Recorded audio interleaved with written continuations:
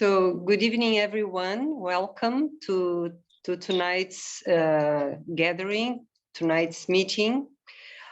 Today we have a very nice guest speaker. His name is Josef Gundacker. I would like to say a few words about Josef and introduce his talk. Josef was born in Austria. He was blessed in marriage to Lily in 1982 and have got 5 sons. He founded in 2007 the Family Forum of Austria, a national organization to promote true family values. He organized the annual True Family Award from 2006 and 2011. Since 2021, he has been a member of the Austrian Working Group on Responsible Sexuality Education. He is an advisor to the Women's Federation for World Peace, the UN team in Vienna. He has taken and also delivers courses on developmental psychology and attachment. He will explain about this, marriage and family enrichment. He has published Principles of True Love and Sexuality. The title of his talk this evening is Dignity Project and the Role of Women in the Context of Family and Generations. The importance, and as subtitles, we have the importance of the Women's Federation for World Peace Dignity Project in the context of UN SDG goal number 5 that talks about gender equality. And he will offer some suggestions on how to deal with the gender issue and gender terminology. Before I invite and welcome Josef, I would like to say a few words about what he's going to speak. The dignity and the role of women in the context of family and generations is a very much appreciated topic in the Women's Federation organization. It is today an important moment for reflection, and even more so when presented in relation to the United Nations Sustainable Development Goal number 5 about gender equality, highlighting the interest of the UN in the equality between men and women. How can this equality be achieved with the guarantee that women and men will be able to live up to the dignity, to the value with which they were created? It's a question that we need, or we would like that Josef answers us. How can that be passed on to the family and the generations to come? We are also very much looking forward to hearing about your proposals, Josef, on how to deal with the gender issue and the gender terminology. So now then, it's time to welcome Josef, and you have the floor. Thank you very much, Marcia. I hope do you hear me well? I hear you well, and I can see you now. Fine. Yeah. Actually, thank you for your nice introduction, because I have to give thanks to my wife, because that what I became or what I'm today. There's a great deal of I have to thank for my wife. This is the only way I want to mention. Can I share my screen? I prepared a presentation. Yes. Is it possible? Okay. So, do you see my screen? Yes. Okay, fine. Yeah. Wait a minute. Okay. I see it here. Okay. Yeah. Today, thanks again for the introduction. Today, I would like to share a few of my thoughts, which I think are very relevant to the Women's Federation. And I was very, very inspired. And actually, when several weeks ago, when you met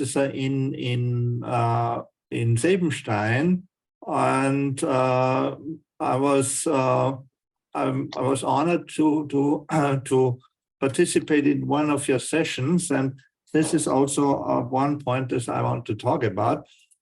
I mean, my 3 points will be shortly about the Dignity Project and the role of women in the context of family and generations. The second one also about the gender ideology and gender terminology, as Marcia mentioned already. And about the third point, I want to briefly go into the concept of interdependence, mutual prosperity, and commonly shared values. Yeah.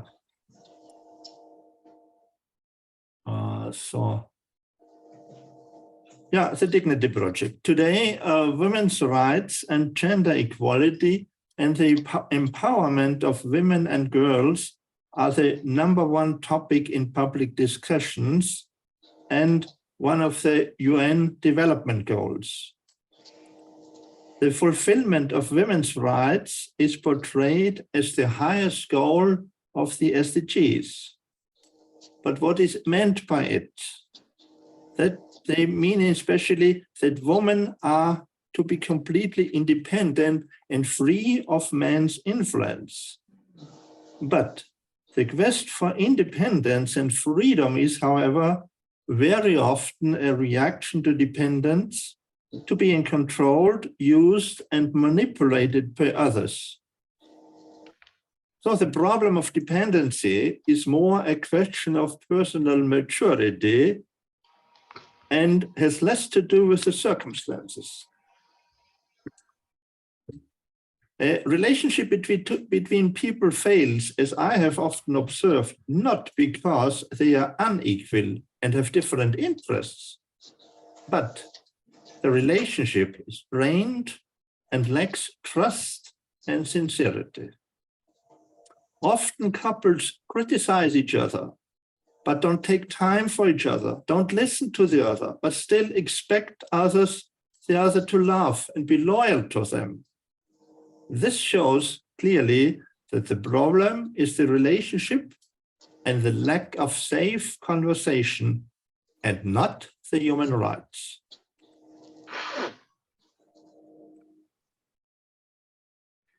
One big problem I see today is that the role of women is only defined and described in materialistic and economic terms as human resource and human capital,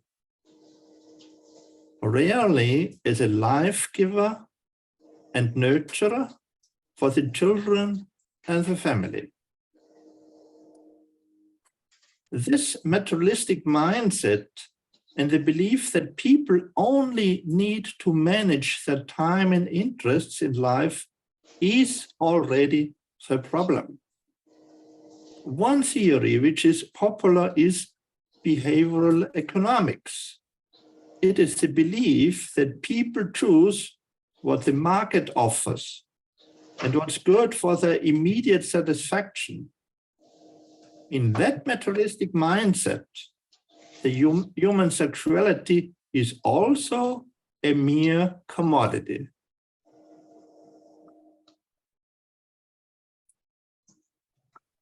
Today's liberalism and radical feminism has reduced being a woman to a male mindset, participation and gaining power, wanting to command others instead of meeting them.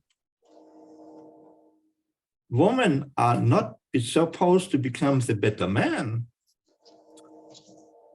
Jürgen Leminski wrote in his book, he's a German author, wrote in his book, Adventure Family, the emancipation of women is not about a cheap adjustment to men, but about the self-acceptance of women in their otherness, in the uniqueness of women, The goal of emancipation is not to become a product, but to be an original. Another point I want to address is the source of human rights. What is the source of human rights? The Global Fund for Women states, women's rights are the fundamental human rights that were enshrined by the United Nations for every human being. Yes, every human being, yes, human rights were enshrined by the UN, but not endowed.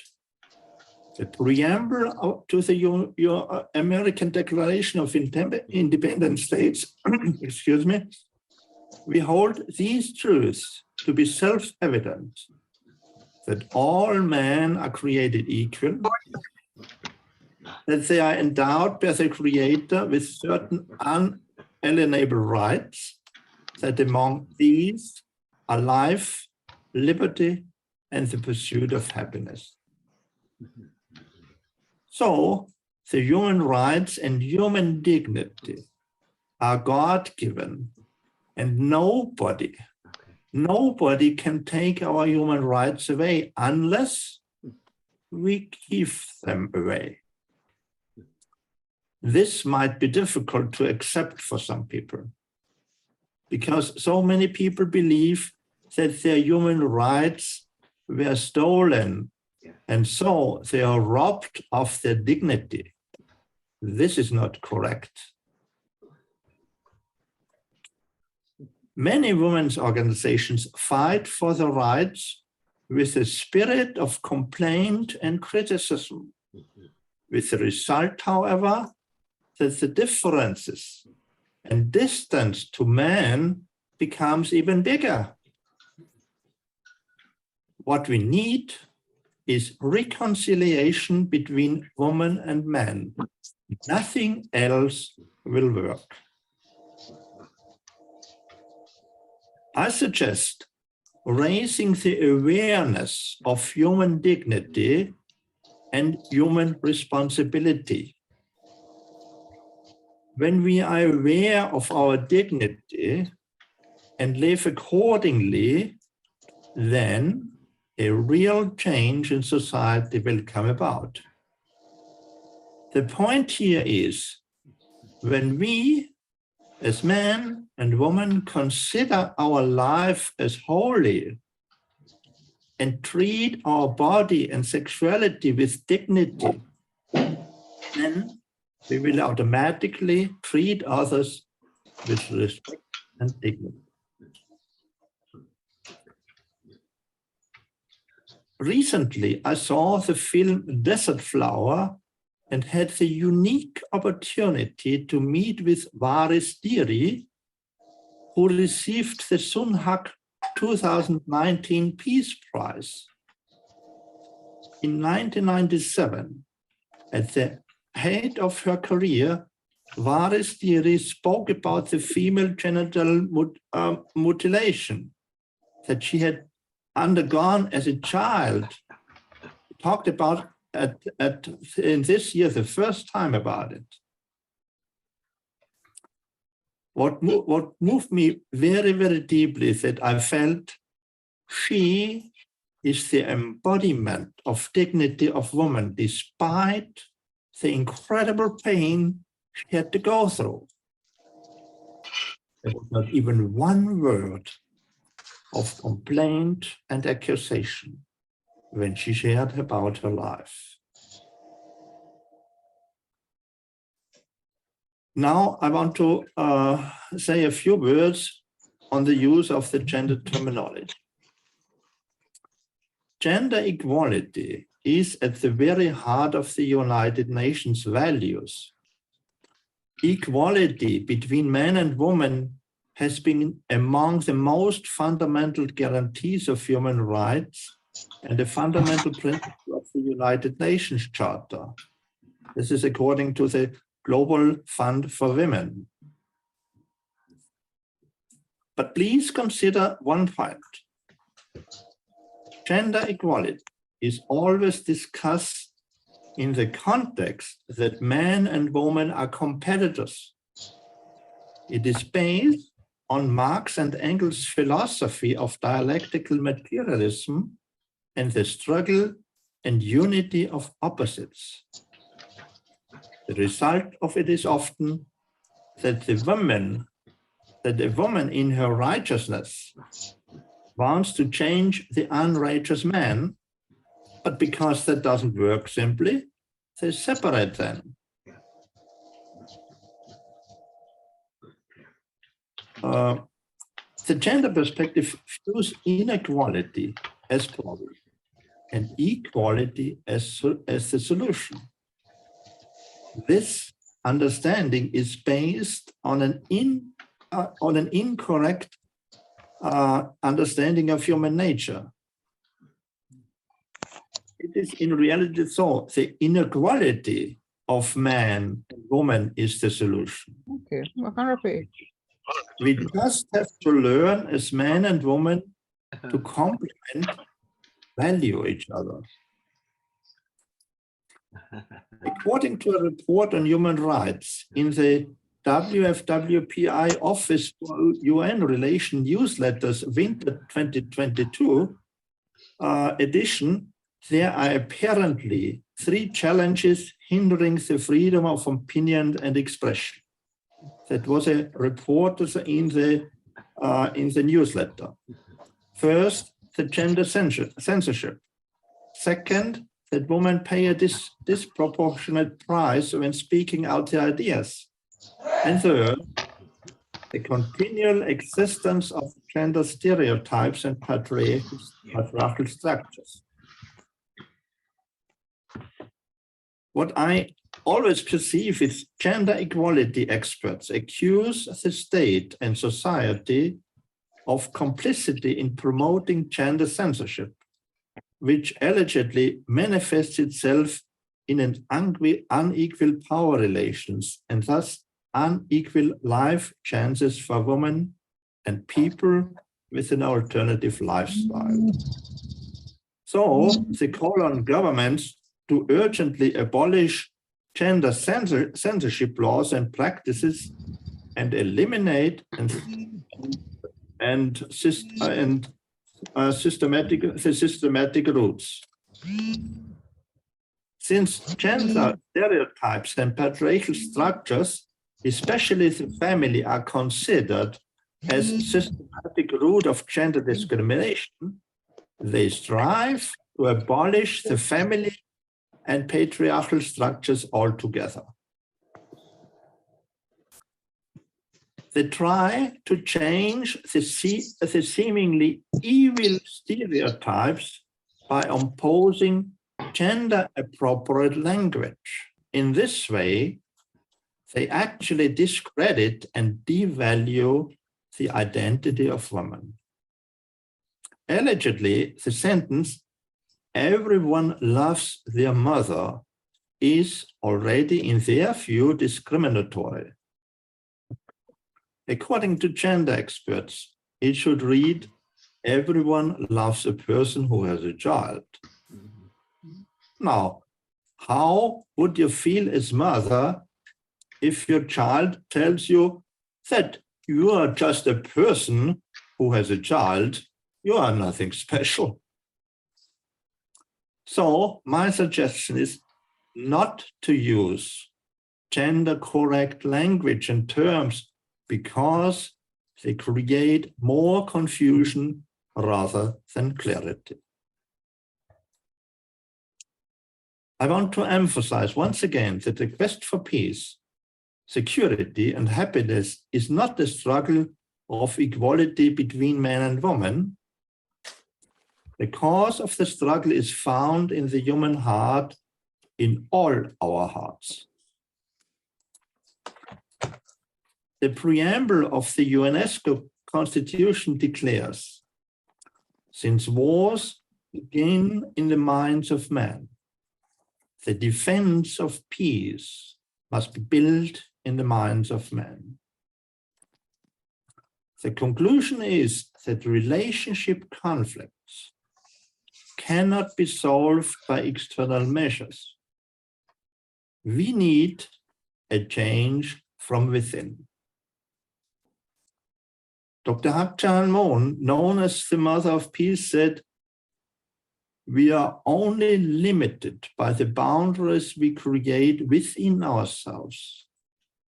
We want to put our time, energy, and hearts into finding what unites, strengthens, and empowers us to allow the internal space for peace to start within you and me." Now, I'd like to share a few words on the concept of interdependence, mutual prosperity, commonly shared values, which I hope will become a UN SDG goal in the near future. The concept of interdependence and the natural laws of the human growth process are not understood and considered in our society. To mention briefly, the current main SDG goal are to combat inequalities and injustices. The truth is the fight against discrimination, violence, inequalities, and injustices will never work, but create only new inequalities and injustices. We must work for understanding, reconciliation, and cooperation. We need a solution-oriented and proactive approach.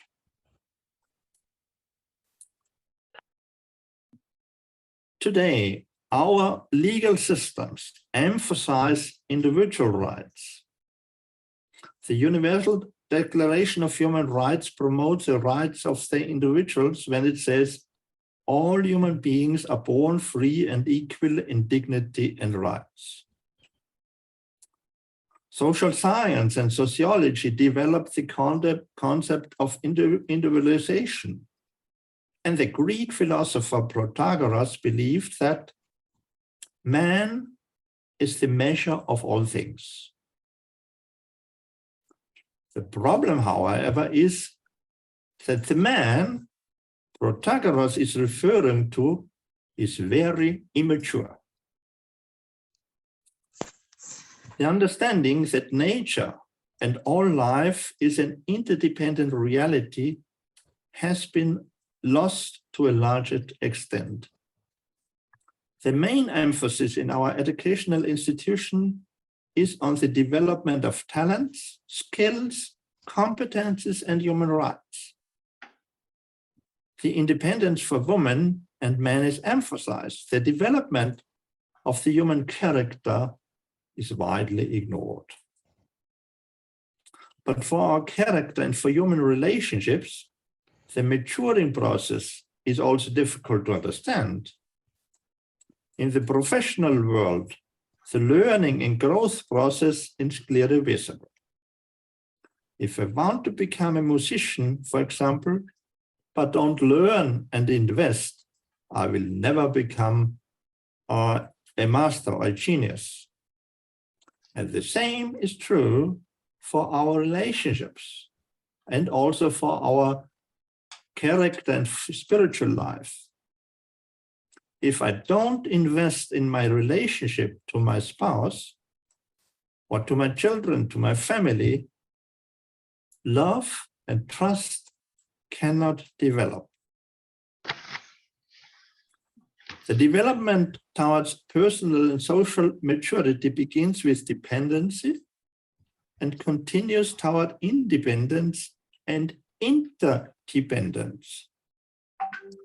Dependence means you care and decide for me.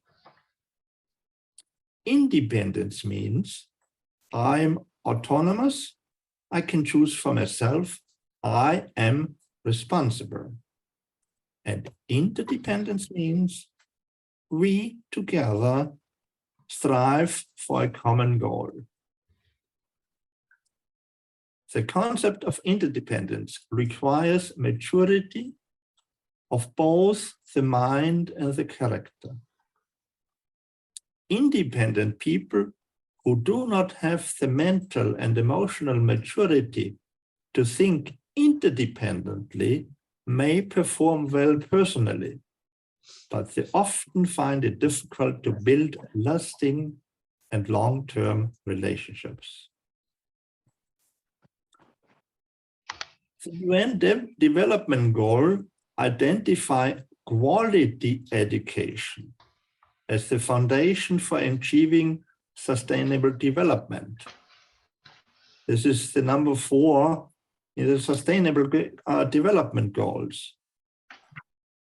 But to solve the problem of, for example, irresponsibility, of envy, resentment, violence, and abuse, knowledge and skills are of little help. But on the contrary, knowledge and skills are often used to manipulate others.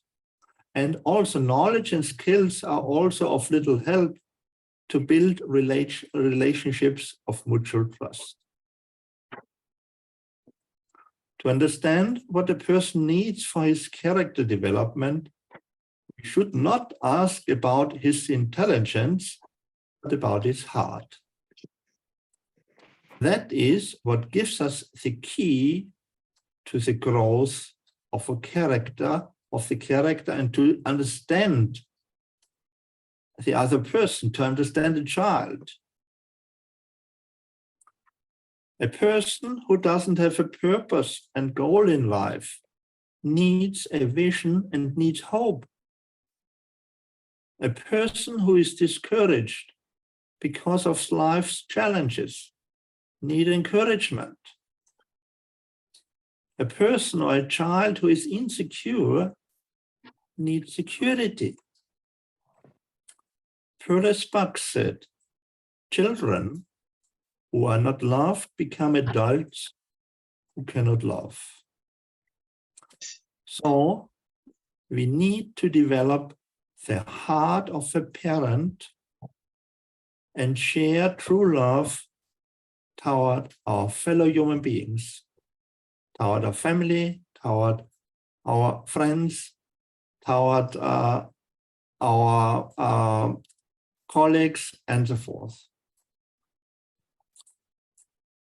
Finally, I come to the commonly shared values. What is meant by that? What we have in common, regardless of religion, regardless of culture, ethnicity, and country we live in. What do we have in common? We have all the same origin. We have to remind ourselves we are all children of God, and God is our common parent. This is our common base. To conclude, I have therefore 2 suggestions to develop for the future of the Women's Federation. The importance, I want to stress here the importance of the Dignity Project, to call for a new awareness of human dignity and to further the development of the Dignity Project. And second, to develop the concept of interdependence, mutual prosperity, and commonly shared values, and to introduce that concept of interdependence of women and men to become an SDG goal. Thank you for your attention. Thank you very much. Thank you very much, Joseph. Well, you have said so many important points you have shared about the need of men finding a context in which they can reconcile and not resolve equality in a context of confrontation. You have spoken about the need of not abusing the gender correct language. Actually, we in the Women's Federation are starting to use masculine and feminine, or male sex and female sex, more than gender, more and more. You have shared about the sequential of development of dependence, independence, and interdependence, and how the three of them are important. And many more important points that make our presentation really very fundamental to our work.